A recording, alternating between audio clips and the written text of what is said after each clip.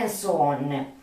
So I will show you them too, because I know you very well, my followers. You are above all interested in cut or deleted horror, very rare horror scenes, and very interesting dialogues, and incredible, very rare videos behind the scenes, until the video scene called the Holy Relic of the movie. So, before starting, I want to remind you that I'm not paid for shooting this documentary, and I want to remind you that the subscription on my YouTube channel, My Paranormal and Mystery TV, has been, is, and will always be completely for free, as all the videos you can see absolutely for free in my YouTube channel, My Paranormal and Mystery TV. From movies to documentaries, from curiosities to poems, from video clips to paranormal investigations, all the videos I'm shooting and I will shoot will always be completely for free. Thank you. So, now I start. Jaws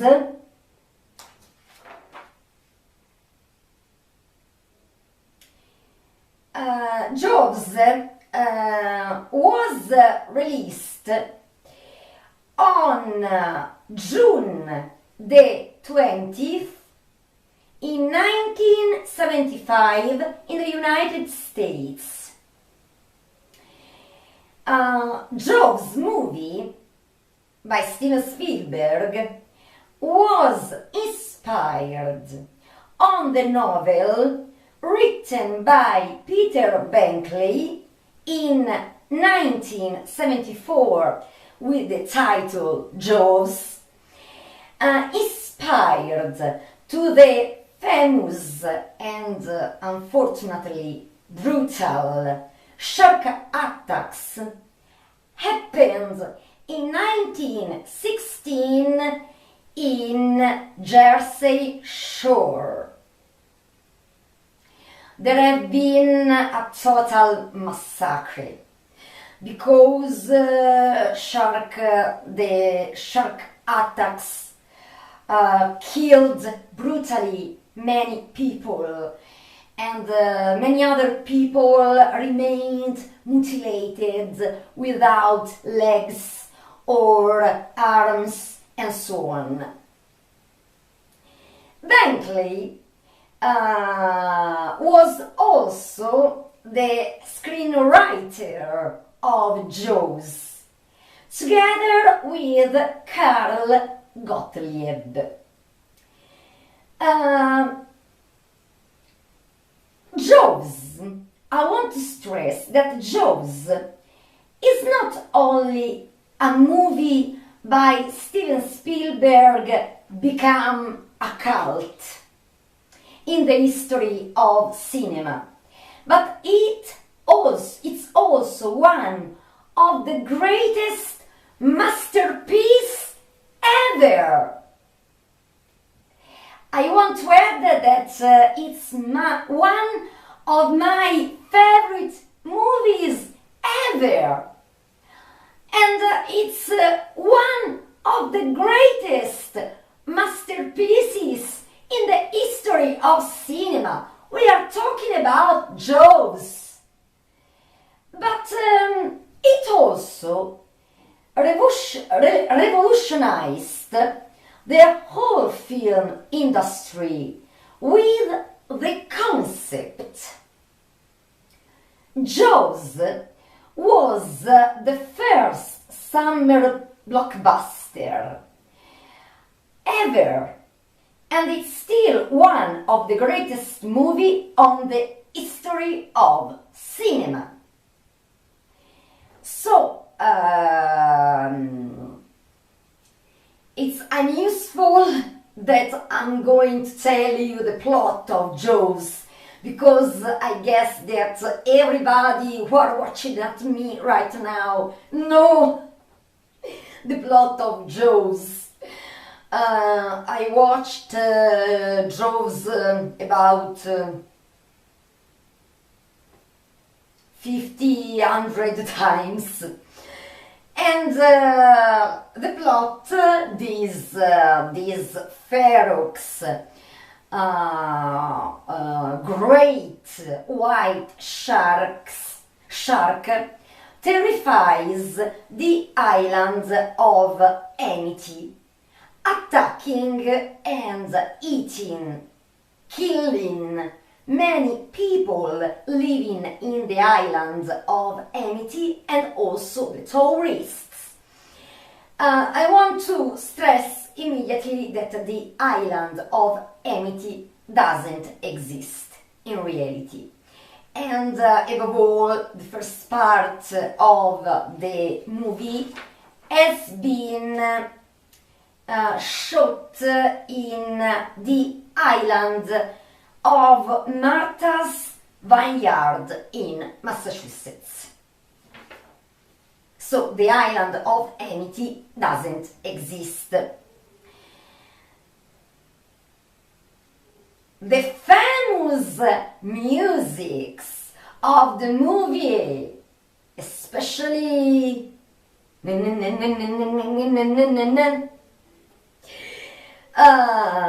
were made by John Williams, who also won the Oscar for this soundtrack. Jaws totally won 3 Oscars, and the cinema started to consider seriously the genius of Steven Spielberg. Steven Spielberg is one of the greatest genius in the history of cinema ever, and I wish he could watch my documentary with his cut scenes, because I am a fan of Steven Spielberg. And I wish him to win other Oscar and many prestigious prizes. He's one of my favorite director ever. I love Steven Spielberg's cinema. And I want to remind you, because I am a fan of Steven Spielberg, that Steven Spielberg, when Jaws was released at the cinema in 1975, he was only 28. And I watched his interviews when he states, before Jaws I did a movie called Duel and an episode of Stop. Steven Spielberg already did a masterpiece of that age, because I love that movie and I suggest everybody to watch that breathtaking movie called Duel. Duel was a movie by Steven Spielberg, released in the United States in 1971. So Steven Spielberg was very young. And Duel, and I don't want to make I don't want to say that the plot is the same, but it was the first movie with a psychopath,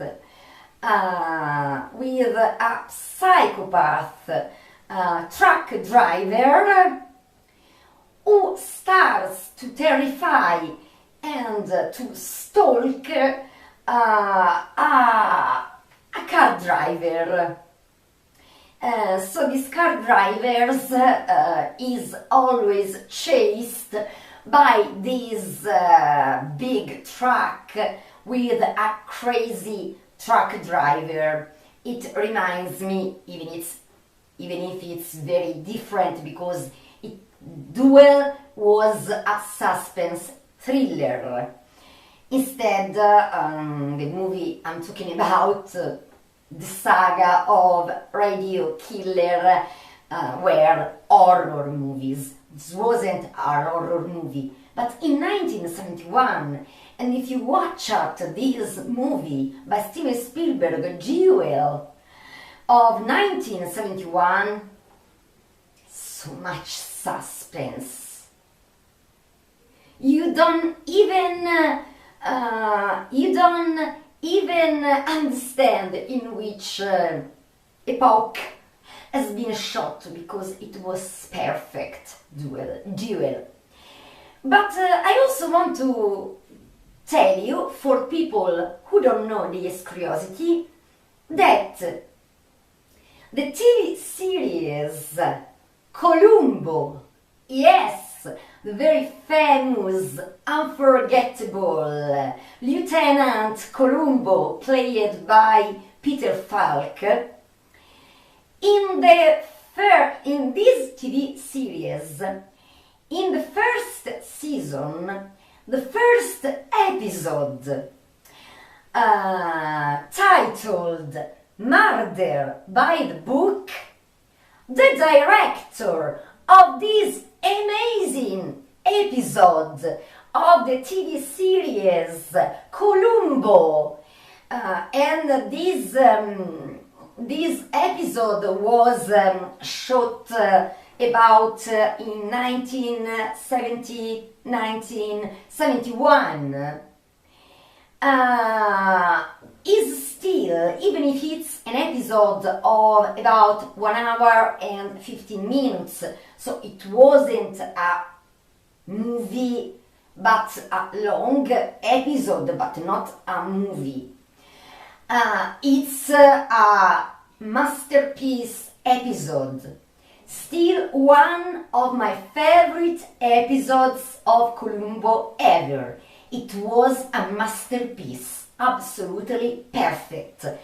And the director was Steven Spielberg. Steven Spielberg shot the first episode of the first season of Columbo, Murder by the Book, with the unforgettable Columbo, played by Peter Falk, and the mythical Jack Cassidy, the killer in the movie.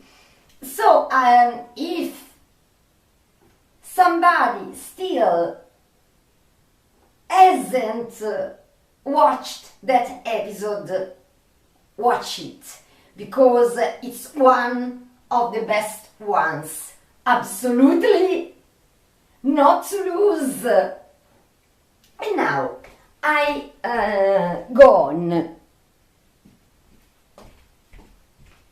So, returning to Joe's Curiosities, Spielberg offered the role of the protagonist, Martin Brody, the policeman, the man who watches the bay and the order, offered the role of the protagonist to Robert Duvall.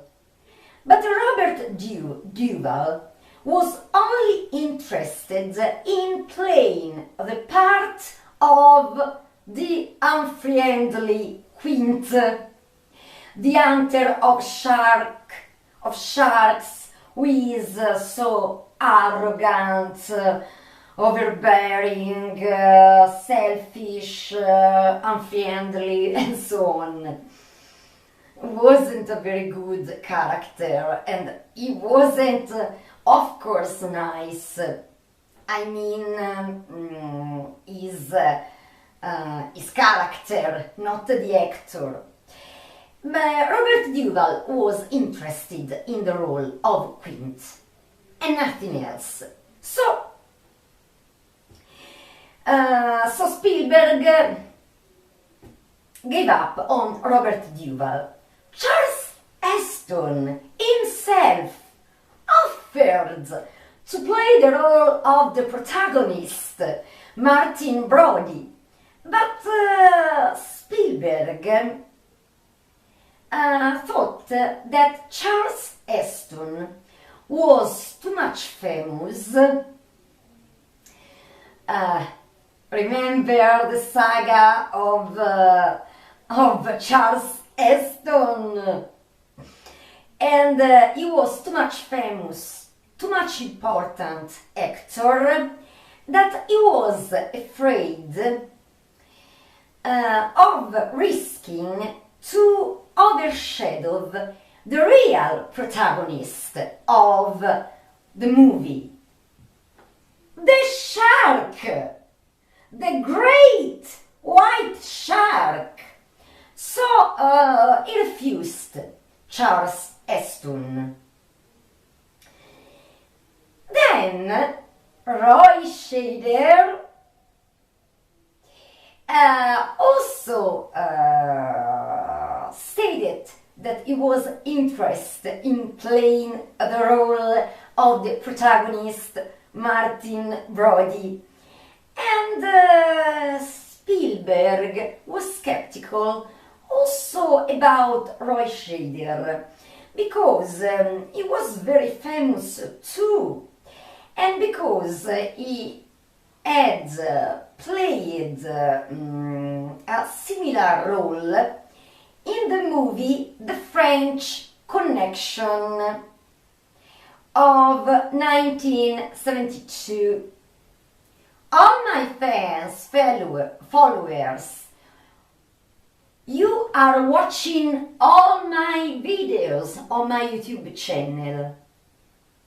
Do you remember when I talk to you about the French Connection, the movie The French Connection?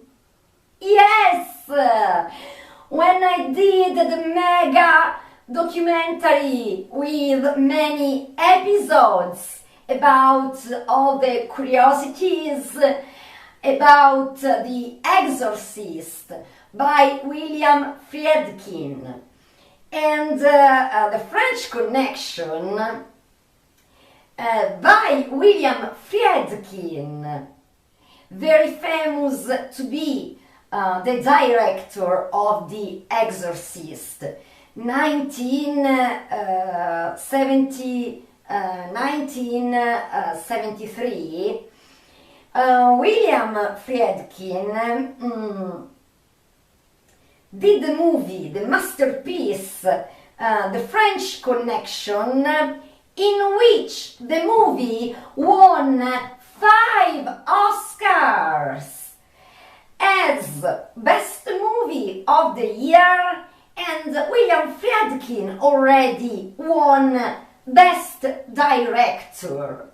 So he did The Exorcist the following year. So he was already one of the greatest directors ever before The Exorcist. And in that movie, the best protagonist, actor, the Oscar was won by Gene Hackman, but also Ray Scheider had a nominee for the Oscar as Best Actor Supporting Protagonist. So Roy Scheider was very famous too, and in one of the famous movies at that time, The French Connection, that it's still a masterpiece. So Spielberg was pretty skeptical, but then he accepted Roy Scheider. Yeah! And he was completely right, because Roy Scheider was absolutely perfect in playing the part of Martin Brody. He was a very great actor who did all different roles in movies, and it was very sorry when he died in 2008, only at 75. But also the other ones, the role of Quint and the role of the marine nice biologist, Robert Shaw, who played the role of Quint, and Richard Dreyfuss, who played the role of Hooper, weren't the first choice. The only actress who was immediately chosen and she accepted was the actress Lorraine Gary, who played the part of Martin Brody's wife, Ellen Brody. She was the first choice, no rivals. A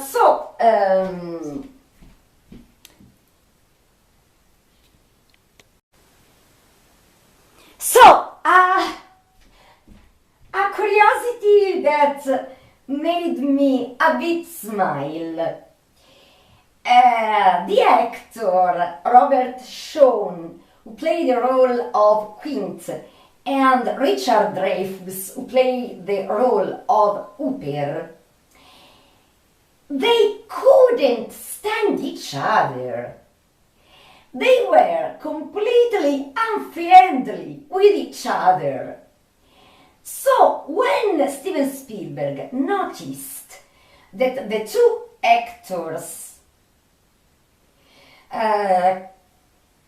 could barely stand with each other, and in the movie they had to quarrel because Quint in the movie was unfriendly, was arrogant, and Hooper instead was nice, was friendly, and so on. In reality, the real two actors, Robert Shaw and Richard Dreyfuss, couldn't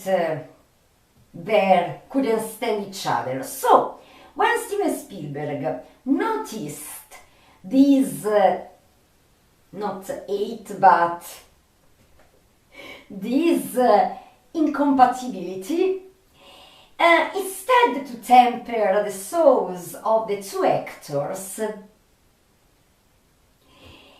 he didn't do anything, because he knew that at some point, I want to remind you when Quint got crazy and break the telephone to call the rescue in case of great danger, and then he go faster and faster with his boat, and then he burns his boat's engine. The three ones start to quarrel because they all risk to die instead of killing the shark. They risk to die. And in all those quite insults, bad words, the two actors, Robert Shaw and Richard Dreyfuss, went a bit out of the script, But Steven Spielberg was very happy because it meant that they, of course, viewers couldn't know that in reality the two actors couldn't stand each other. So their way of playing was perfect and real. So, in the movie Jaws, you see one very great ferox white shark. But to do the shark, there were necessary 3 mechanic sharks to use depending on the scenes. But due to the continuous malfunctions of the mechanic sharks, they slowed down the shooting of the movie. So I can tell you, and then I want to show you these curiosities better with very rare videos, so you understand better what I'm talking about. But these curiosities I'm telling you with my voice are necessary also to understand all the very rare cutscenes. So I try to be as quicker as I can.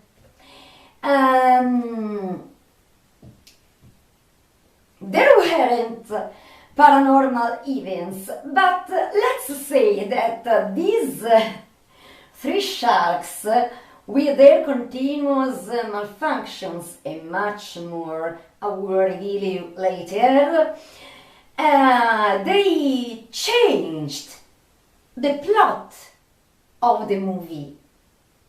Some parts have been different by the novel written by Peter Bankley, and also Peter Bankley agreed with these changings because it didn't depend by Steven Spielberg, who wanted to be faithful to the novel, but because sharks did something by themselves.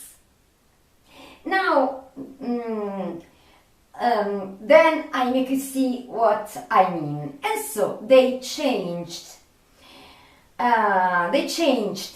some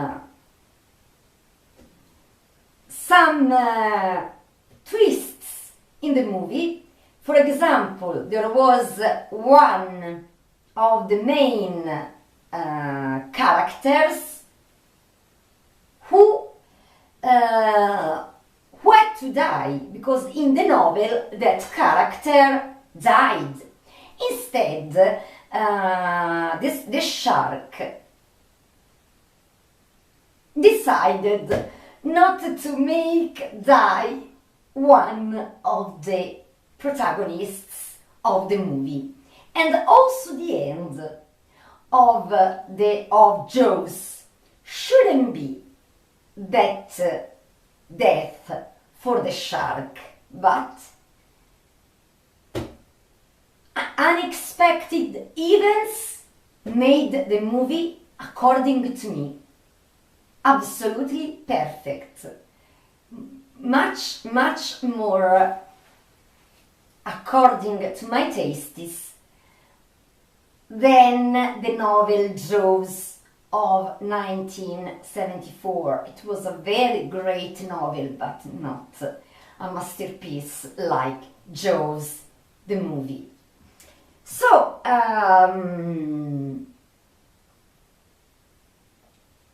the curiosity that completely has shocked me was to know that in the second part of the movie, where the scenes are shot in open waters, there were true sharks, around the boat with the true actors on board. And so there was also a very great white shark. I was shocked. So in that scene, and the other sharks were quite good. They didn't disturb, but there was a great white shark. So the scene in which Hooper is closed into the cage and then sinks slowly until the bottom of the ocean and is brutally attacked by the white shark. That part wasn't played by Richard Dreyfuss for a reason. The shark must be bigger than the real shark, the real white shark in those waters in Australia. So, in the beginning, Steven Spielberg tried with some dolls into the cage, but they didn't work. So, into the cage, the shooting into the cage lasted about, it took 2 days. And into the cage, there were a couple of dwarfs actors. It is said one the first day and the second one the second day, because so a dwarf actor into the cage, faking to be Richard Dreyfuss, who played the role of Hooper, was made the real white great shark bigger than how he really was. If I was in that cage, I'm sincere, I would, if I was in that cage, I would close to die from terror, because it was always a very big white shark. The shark was, because Steven Spielberg wanted a very great shark in this size. I am here.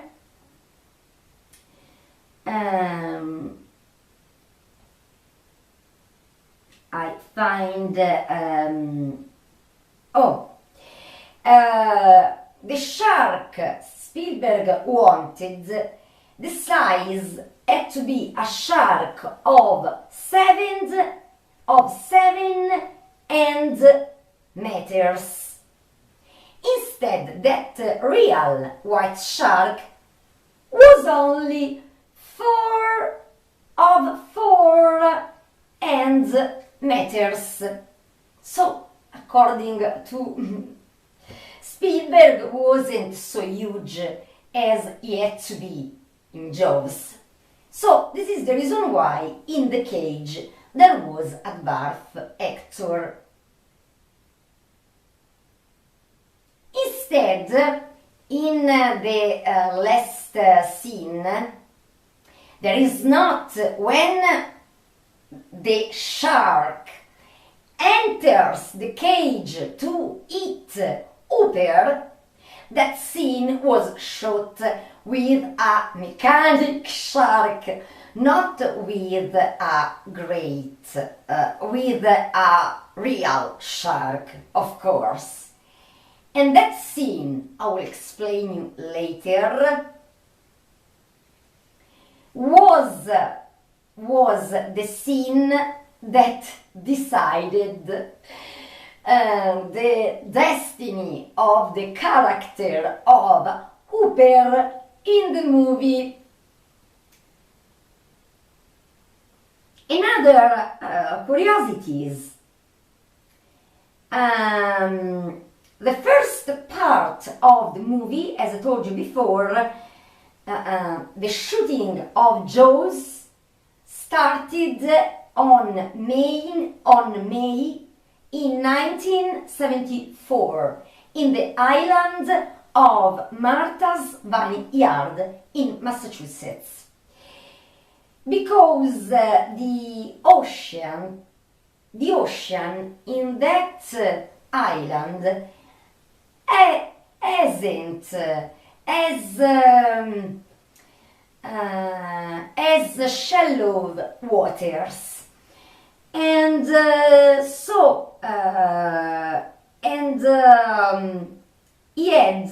it adds only 9 meters deep. So this facilitated the maneuver of the mechanic sharks. And Jaws was the real first movie. I'm talking about a real first great movie shot in open waters. And in the island of Martha's Vineyard, not very often there are real sharks, so people could swim with tranquility in the waters, and also the actors be pretty quiet to shoot the movie, even if they were into the waters. But the second part, the great part of the 3 men in open waters, was shot in Australia, where there are many aggressive sharks. Another curiosity, in fact, the scene of the cage was shot in Australia. Another curiosity, the boat. In the movie, you see Quint completely crazy, out of his mind, go faster and faster, and then he burns. Not only he breaks the telephone to ask for help in case of danger, but also he burns with his madness, with his arrogance, his boat's engine. In reality, the boat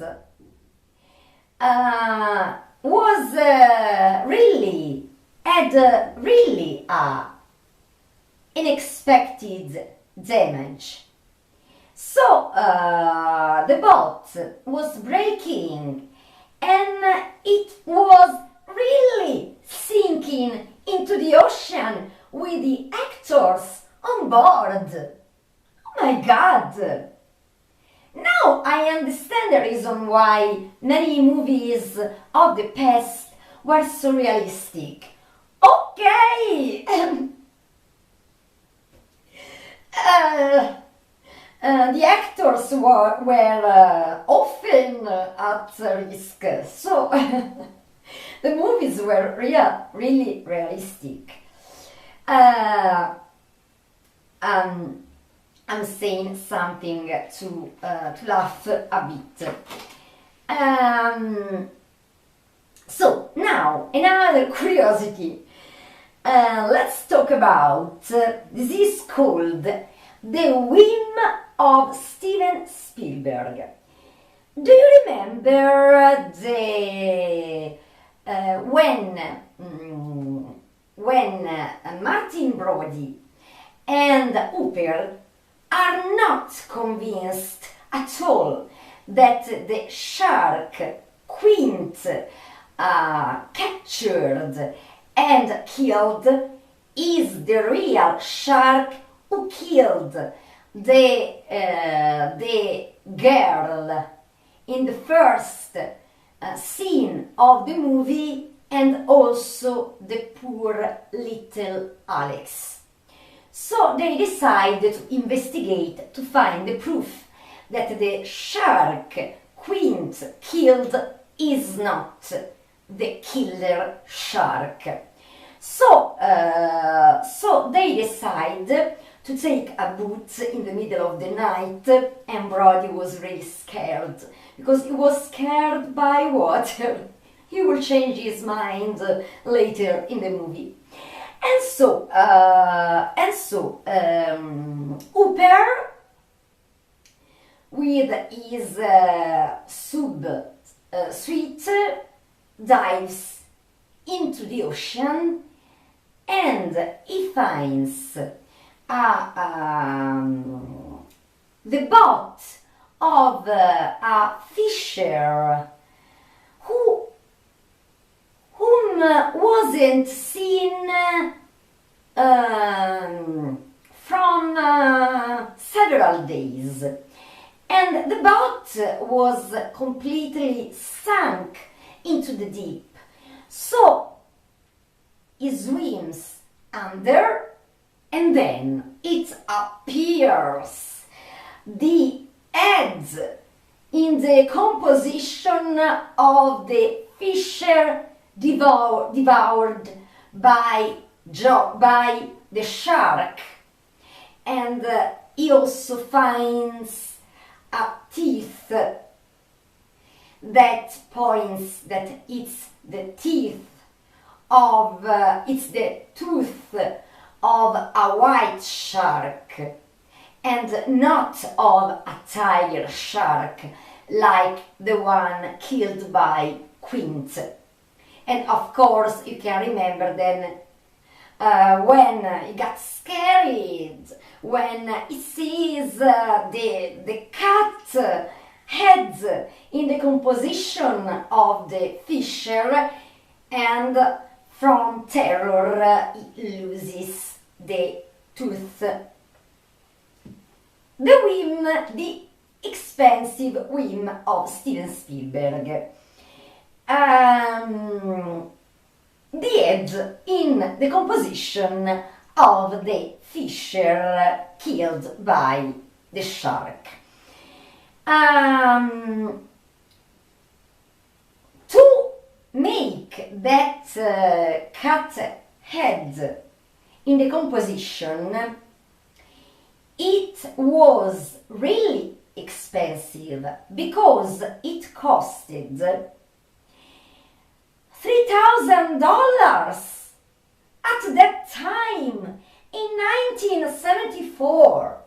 So the Universal Studios refused to shoot that scene.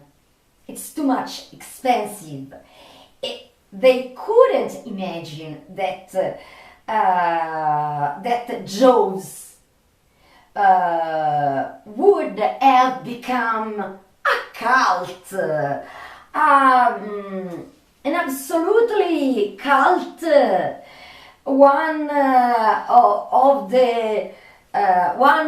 the greatest box office champion.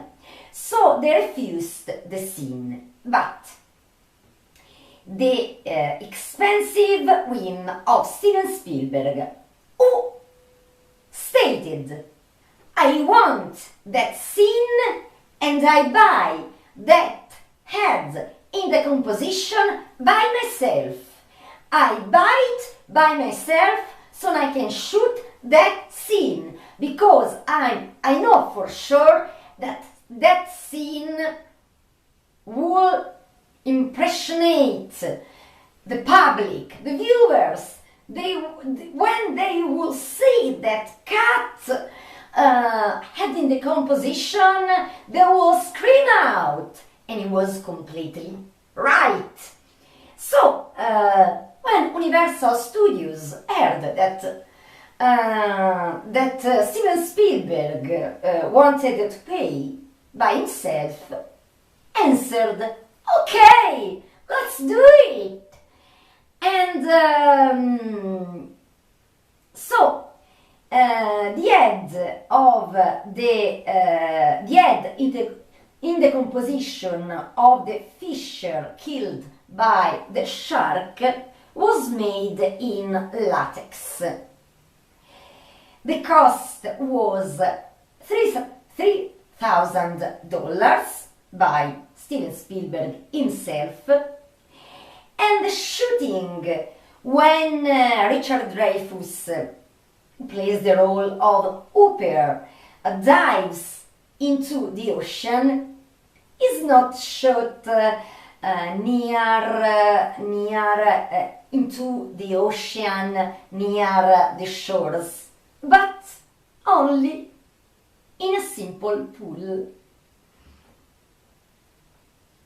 Another curiosity that really left me at least perplexed, it was that Spielberg wasn't present at the last shooting, at the end of the death of the shark, when the shark blows out and Martin Brody, wow, I killed the shark, wow.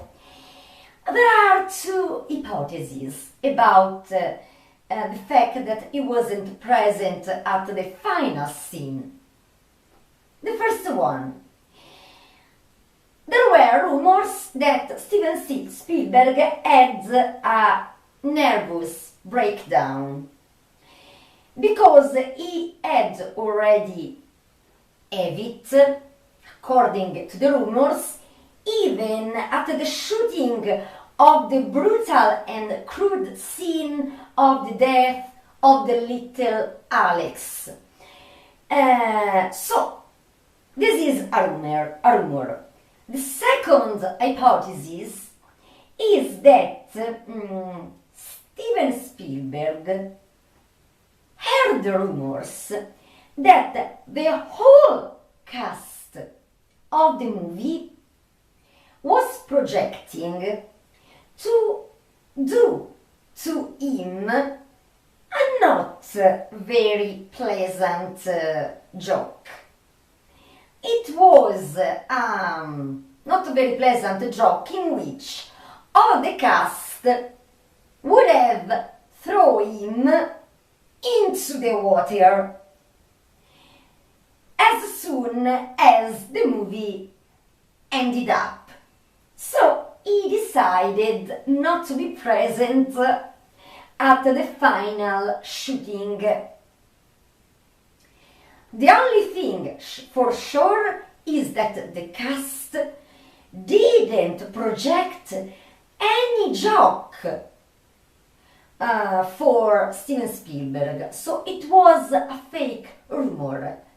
So, but Spielberg knew these curiosities after the end of the movie. However, when the movie has become a cult, won 3 Oscars, and was a box office champion, Steven Spielberg, from that time, is never present at the final shooting of all of his movies, because it's a kind of ritual that is sure brings him luck, like all the movies he did. So,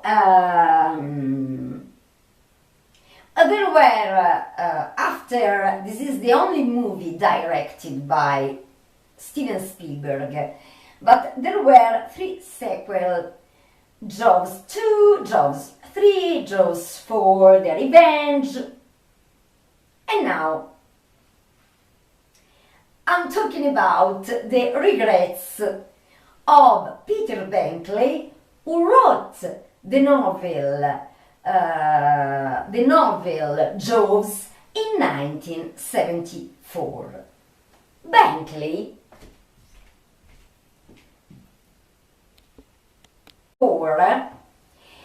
because according to him, and then there was the movie Jaws, of course, based on his novel. His novel and then the movie in which he was the co-screenwriter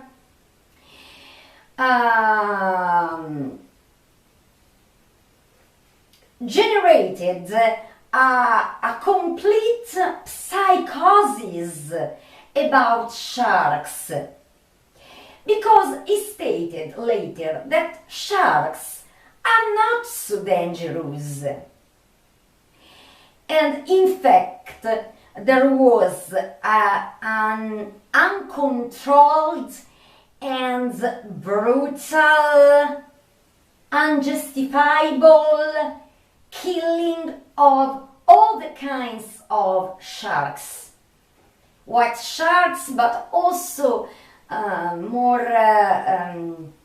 also milder sharks. I watched those documentaries, and it hurts, because poor sharks, they were innocent. They shouldn't have killed because of people psychosis. So Peter Benkley decided to dedicate the rest of his life to protect the sharks. And at the beginning of 2000 years, he wrote the book Sharks in Dangers, where I agree with him, because there is the danger of because sharks are risking extinction. I don't agree with Peter Benkley on his statement on his interview in 2002 at National Geographic, where I think that in all the events and in all the situations of life, there must be something missing nowadays, that it's called good sense. I love all the animals, I love nature, and I always fight for the rights of all the animals and for our planet. But it doesn't mean that the white shark was like a lamb, because white sharks, except not all the sharks are the same, but white sharks in particular generally are ferox. There are people, I heard, that they found themselves face to face with a white shark, and the shark didn't eat them. Peter Benkley forgot that when he wrote down the novel Jaws, he was inspired to a real fact, a bloody massacre of white sharks in 1916 in Jersey Shore. I watched the documentary in black and white, and I can tell you that many people had been attacked by sharks, eaten, or they survived but without a leg, also without the two legs. People without an arm, without a leg and an arm. So be careful. Good sense. I'm against the hunting of shark. I'm against the hunting of shark because I love sharks. I love sharks, but if there are waters in which there are sharks, sharks must live in peace and be protected by extinction. I don't dive into a sea full of sharks. But everybody can think what you want. This is just my humble opinion, and I want to tell you that I think that the risk of extinction of not only sharks but also many animals, other kinds of marine fishes, or for example birds and some other species like lions and so on. It's not for movies. Here we are at my personal computer. I was just saying that climate changes, deforestations, forests burnings, ices melting, pollution on earth and in all the waters are venomous not only for sharks but also for all the living creatures. So I don't want that a novel or a movie like Jaws of 1975 is the scapegoat to cover mankind's evilish crimes. I want to remind you that this is what I think. Now it's time to watch all the very rare cut scenes of Jaws, above all the horror and bloody scenes, but also other very interesting scenes. So I wanted to tell you that the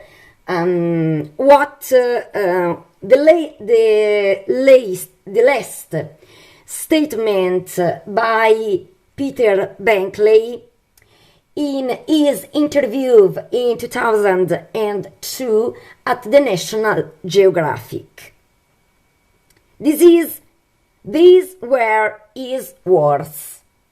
The theory that sharks pick on men and that they are man-eaters, nothing could be more far from the truth. Every time that we watch in TV people surrounded by sharks, it's for sure at 99% that sharks have been allured with a bite, and it gives a false impression because sharks by nature prefer to stay away from people. And about his book of 1974, Jaws, if I had known then the true nature of sharks, I would have never written that book. This is his statement in the interview. Peter Benkley died in 2006. I want to remind you that, as I told you before, the last part of Jaws was shot in open waters in Australia, where there were true sharks. And I want to remind you that in Australia, from 2004 to 2013, there have been brutal shark attacks to people.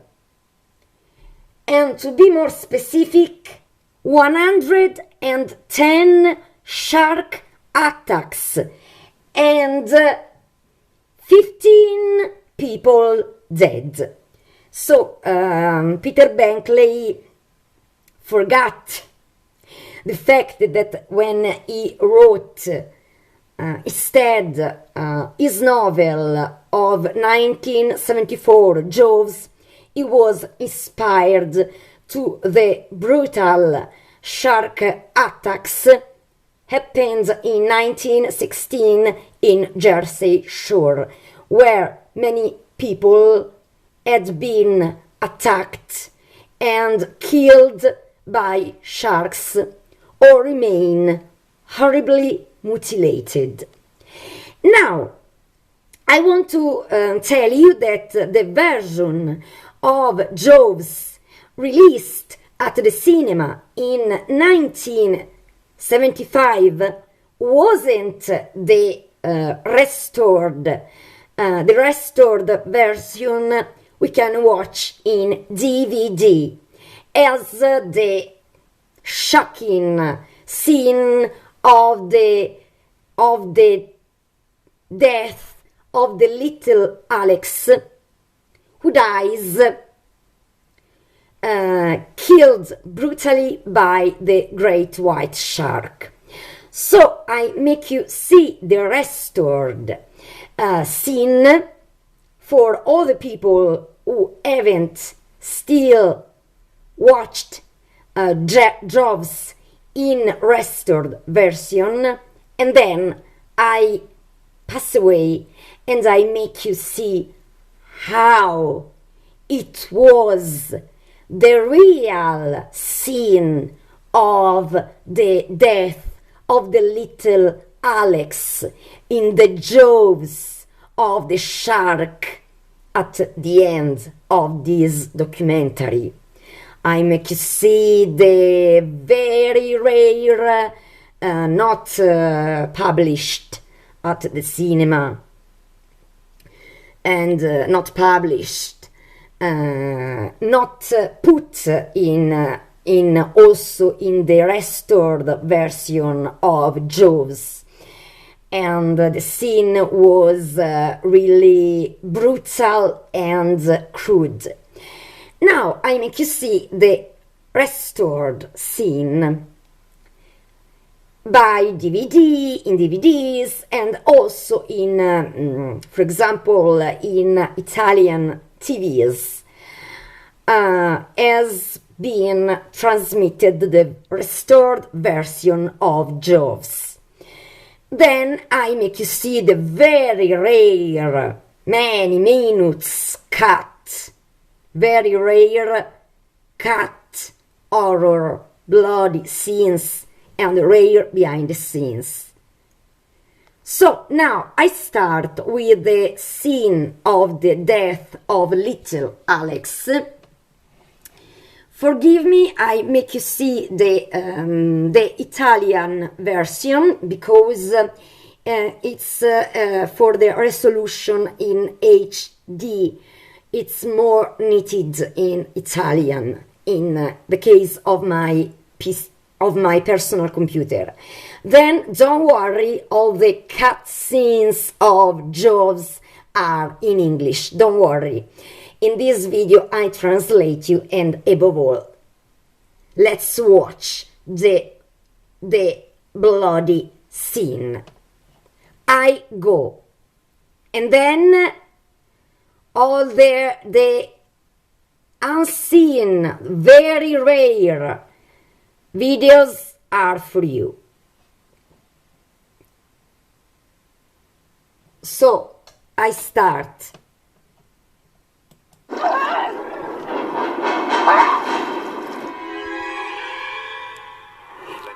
Ma anch'io vorrei chiederti un paio di cosette. Intanto davanti a casa mia c'è una specie di parcheggio e non riesco a convincere i proprietari delle macchine ad andarsene. E poi c'è il camion della spazzatura che si ferma sotto le finestre dell'ufficio. Perché non ci metti un divieto di parcheggio? Se non ci pensi tu, non ci pensa nessuno. Per Potresti... favore? Scusa. Per favore. Cosa c'è? Ti senti bene?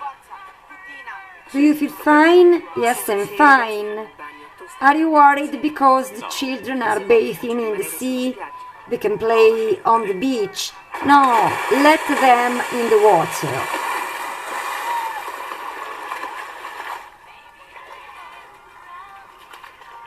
È fredda l'acqua.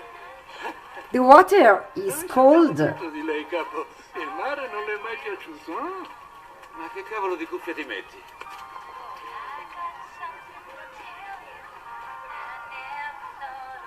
Martin, amore, sei troppo teso. Su, andiamo. Rilassati. Relax.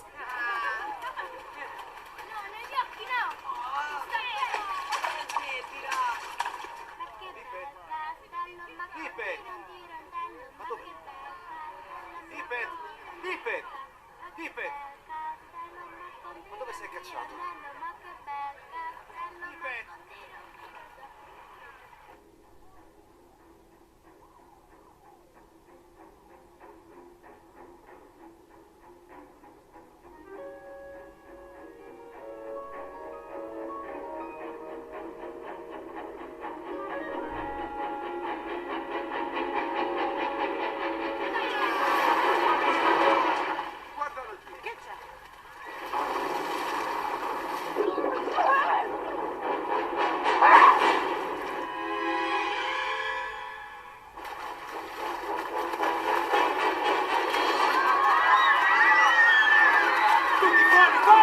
It's blood! Get out of water! Out of water!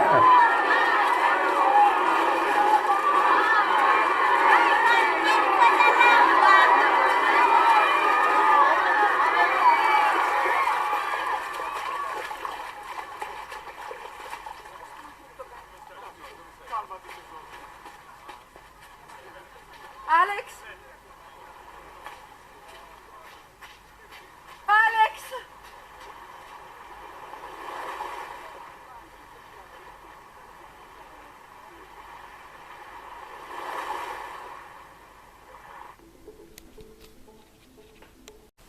So now all the very rare cutscenes. Be strong.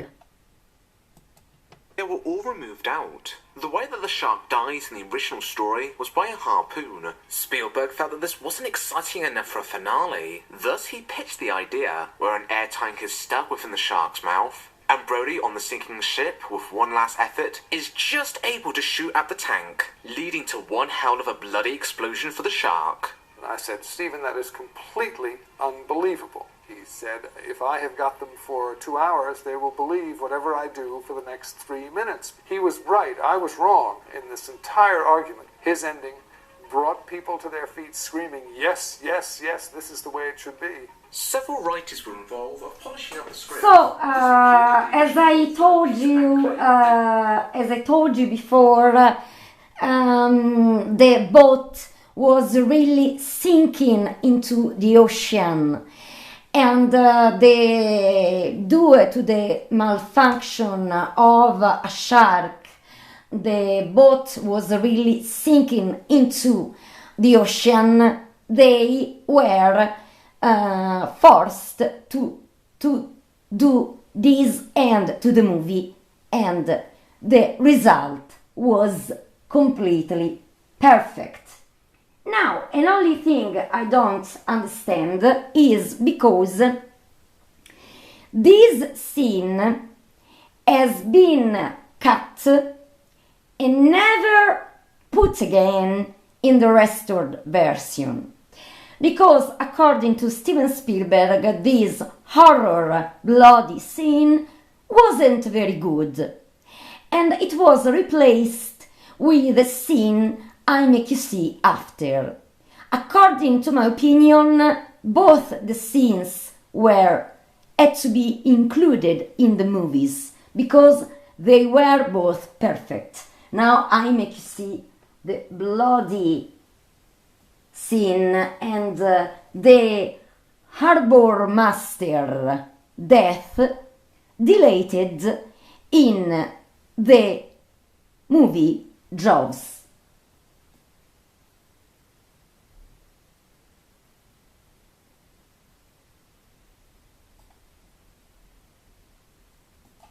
Movie, don't go near the water. He goes out on the harbour bay This to is clean the out his scene. coffee pot by dunking it in the ocean water while still being maintained and occupied with watching the television. A boat's mast begins to move along with another mast of a boat besides that one, and then the next one, and then the next one. Gradually a whole row of boats' masts begins to move like a domino effect, indicating that there's something travelling beneath the boat.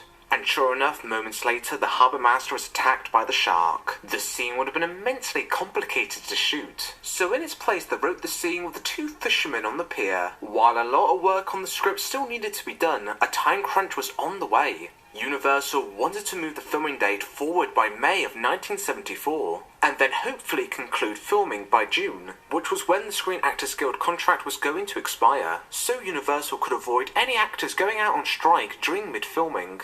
But this would mean that Spielberg would have to start principal photography. Look at without a Steven completed Spielberg. script, so he asked He his was improvised friend, Carl barely Bradley, if he could was make barely a 28, and Steven Spielberg was very handsome. Very handsome. He could do not only he could also be an actor and not only a director because he was very handsome. I don't understand the cut of the bloody scene of death of the harbor master. Now I make you see Peter Bankley, that you must know that he played a little part in Jaws, and he stated that he wasn't an actor, so he felt in unknown territory. I immediately arrive to the scene.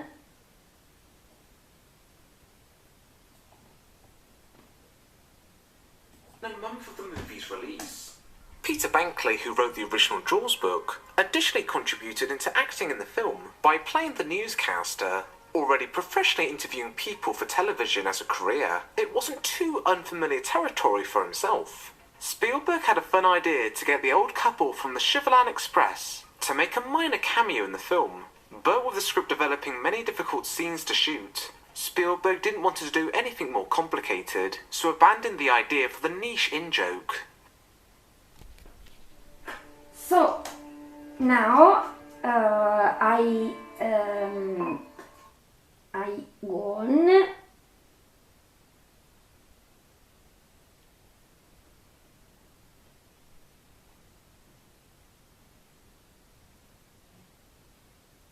go on. And now we be careful, because even if it's a movie, there are also horror scenes, and here I am.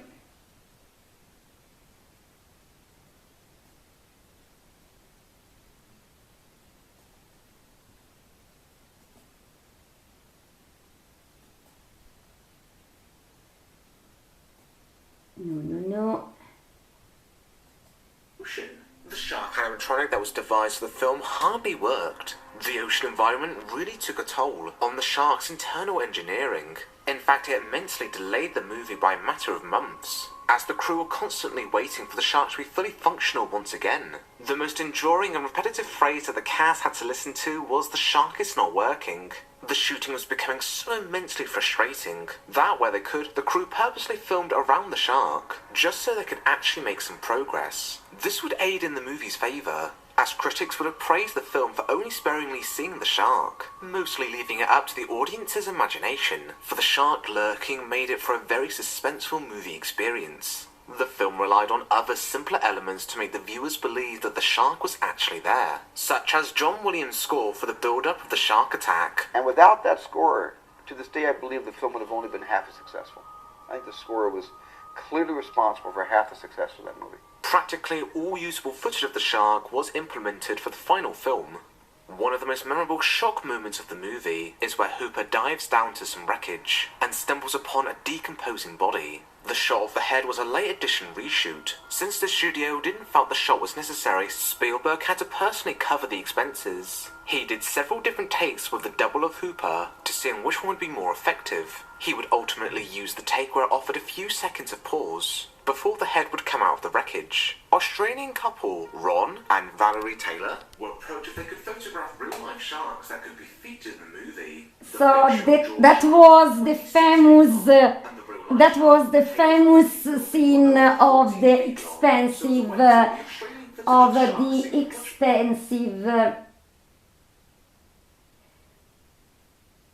expensive head in the composition. And now I go on. Implemented for the final film, one of the most memorable shock moments.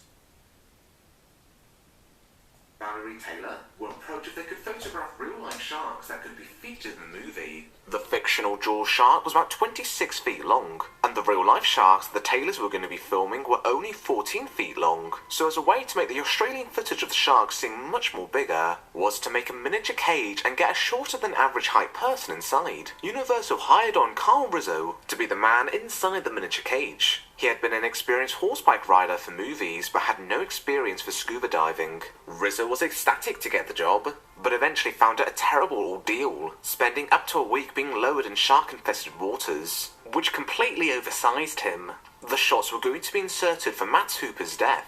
They still needed a shot of the shark attacking the cage. There was an incident where a shark accidentally got its nose stuck in the cage, becoming tangled and majorly destroying the prop. Rizzo was in the cage some moments ago, but panicked and insisted to get back inside the boat. So while he wasn't in the cage for what would have been the needed shot, it was actually a good thing, as Rizzo would have surely drowned in the incident. When the rushers came back to Universal, the shot was so spectacular that the script was rewritten for Hooper to survive, that he was able to escape the cage and hide on the surface floor, and then finally resurface when the shark is killed off. When the final edit of the movie was being prepared, Spielberg... So, as I now the video revealed what I kept sealed in my lips. In the novel, the nice, friendly biologist Hooper had to die.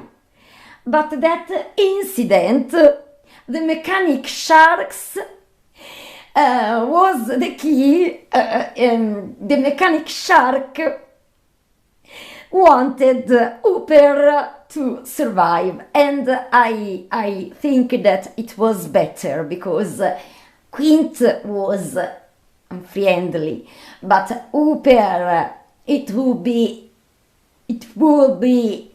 a pity if he died, but it wasn't because of Steven Spielberg, but because of the mechanic shark decided the destiny of the character of Hooper. And now I go on, don't worry.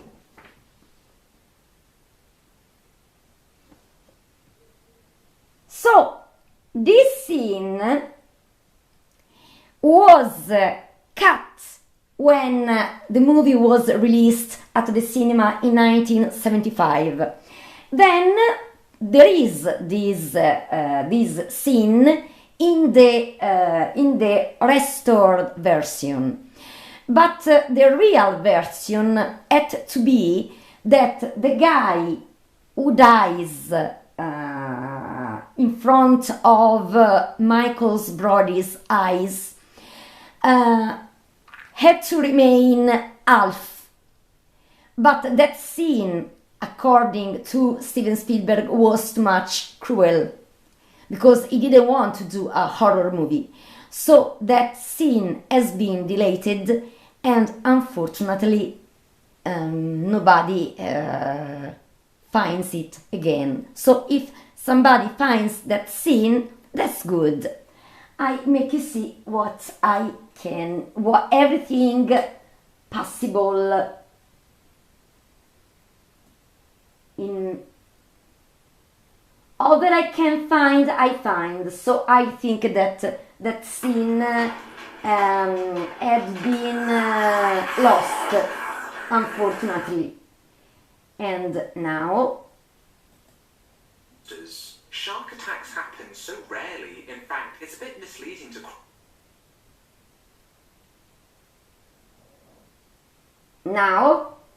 Sharks generally have a greater character than what the Jaws I make you see the bloody scene.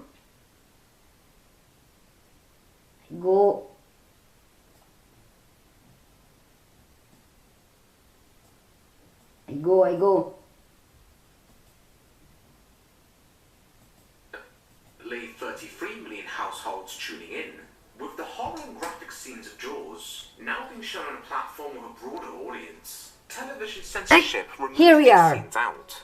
The bloody leg who had just made it in the theatrical cut was not so lucky this time round. In the following years, while the television version of Jaws may have removed some scenes, viewers who were familiar with the film noticed some exclusive scenes that were not seen in either the theatrical cut of Jaws or the home media releases. About 10 minutes of cut material was contributed back into the film. This was steadily becoming a common practice with films that were debuting on television. So I want to make you see another scene. The leg of the guy was, as I told you, the leg of the guy wasn't in the first version, and only in the following years. So now I arrive to other cut scenes, the most interesting.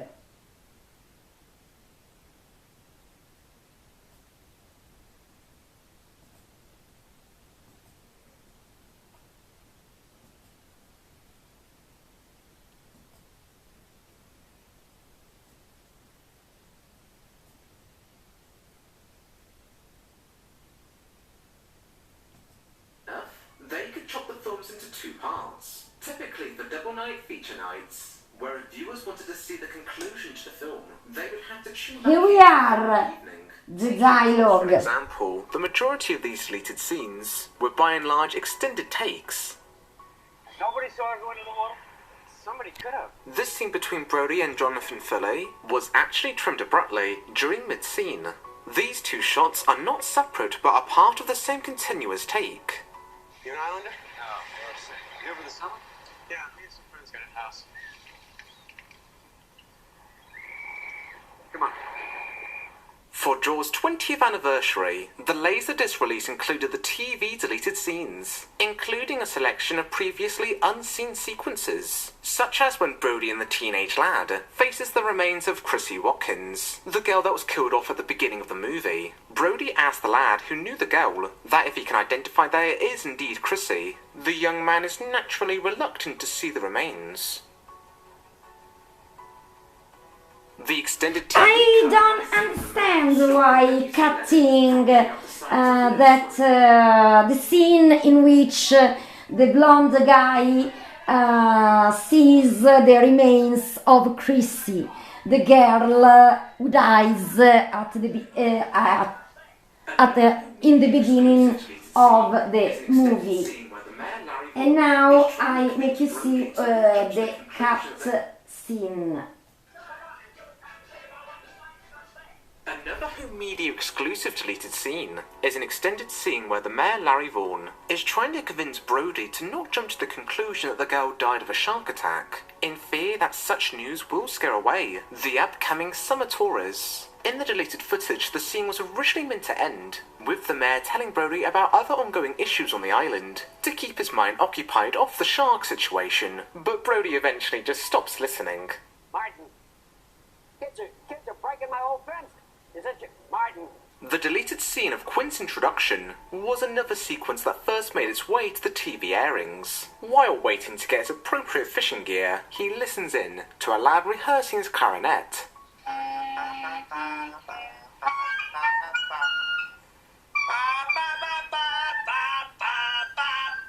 Interestingly, when Spielberg scripted his own version of Jaws, the first time we would have seen Quint was at a local movie theatre. So now I don't understand why the cuts of all these very beautiful and interesting. The little guy was very good in playing the clarinet, and now I make you see that when Quint, in his arrogance, states, "I will kill that shark," there was a bounty on the shark, and it was cut. The hunting of the shark by other people, even if will be Quint will kill the not right shark. Many people wanted to get the bounty on the shark. So I go.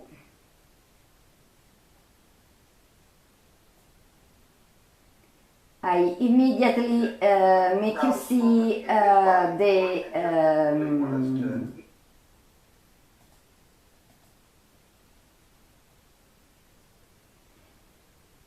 that found its way to the TV broadcast. Other deleted scenes. To escalate the chaos going on board the port, intercut with some B-roll full of antics, taking place right before we see Hooper. You aren't going out with that bunch of crazy nuts, are you? I don't know yet. Say, I hope you're not going out with those nuts, are you? You have to move out or he can't get out at all. The TV cut showed an extended scene of the fishermen going out to hunt the shark, which later on we see that they were successful into catching their prize, but not the right shark. Tiger shark. A what? A frame of the scene was used for a jigsaw puzzle at the time, although touched up to look a little bit more spectacular than it actually was. A deleted scene that was only shown exclusively in the making of featurette on the Laserdisc release was an improvised line of dialogue at the dinner table, where Miss Brody talks about a Cousteau show that she watched. Sea otters, where the mother was killed in front of the baby. The baby saw it with his eyes. You could see the tears coming down his face. It was the most incredible thing I have ever seen. It was terrible. Mikey wanted us to adopt the sea otter. I've never been this moved by anything on television. It was special. This cut scene that was first shown on the 20th anniversary release shows Quint's mate, Salvatore, unprovoked to get out on the ocean to kill the shark. You miserable little son of a bitch. The final TV deleted scene are some rather brief shots of Quinn's fishing box. Unlike the other exclusive TV deleted scenes, these cut shots were never featured in any home media release of the film. Well, you lose one, you read one. So, now I make you see. We are near to the Holy Relic. You have been waiting from the 70s. So I immediately make you see. Fans of the movie This wasn't cut. Of scenes and setups that were never shown in any rendition of the movie. You know, I had seen all those pictures of Brody's son in the arms of the stuntman, and I always wondered, like, that's not in the movie, and yet that picture was used to promote the picture.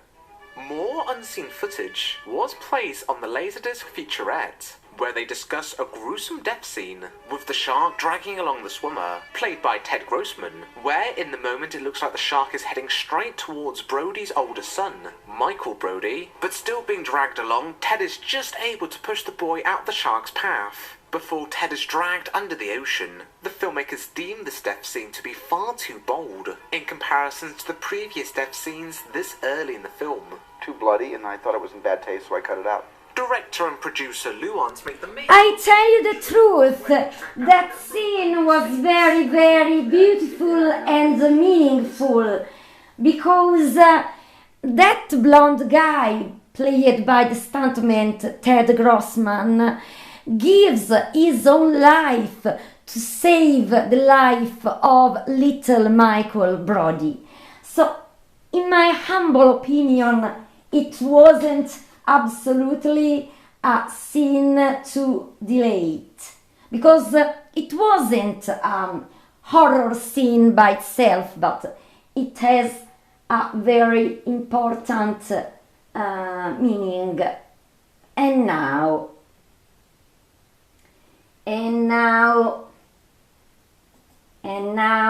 we are.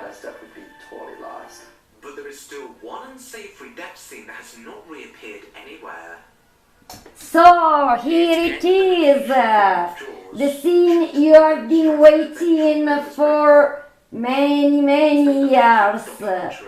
Here we are, the Holy Relic of Jaws. This is very rare. Let's go. The whole Near to the end death of Alex. Due to ongoing stress and eventual nervous breakdown, Spielberg prematurely left the shoot. Thankfully, there was not incredibly much left to film One production. hypothesis. Only insert shots needed to be completed, such as the death scene with the boy Alex, which the scene provides our first glimmer of the shark. These scenes were supervised and directed by Joe Alves, who would later aid as a second director for Jaws 2 and be the main director for Jaws 3. Originally, we would have seen the shark's head launching out of the water, biting and dragging down Alex, with the stunt being way too dangerous for child actor Jeffrey to be involved with. His part was supplemented by a female mannequin. Although either of it was because that it revealed the shark far too early in the story, or it was one of the many graphic shots that contributed to the R-rated I version. make you see clearly. Excuse me, I want you to see it again, because this was a forbidden scene, so I make it huger. Don't worry. Because this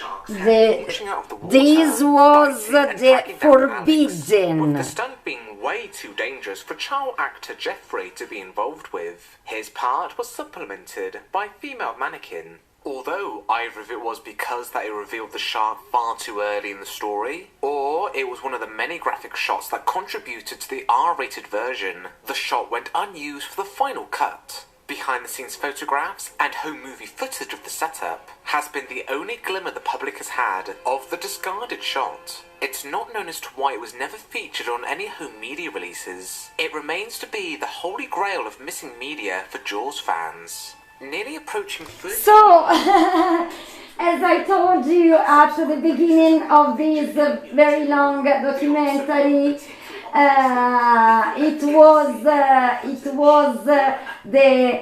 it's considered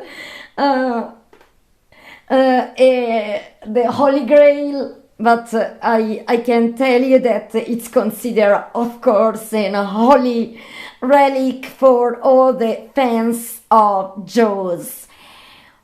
Thank you very much. A kiss to everybody. See you soon. Stay tuned.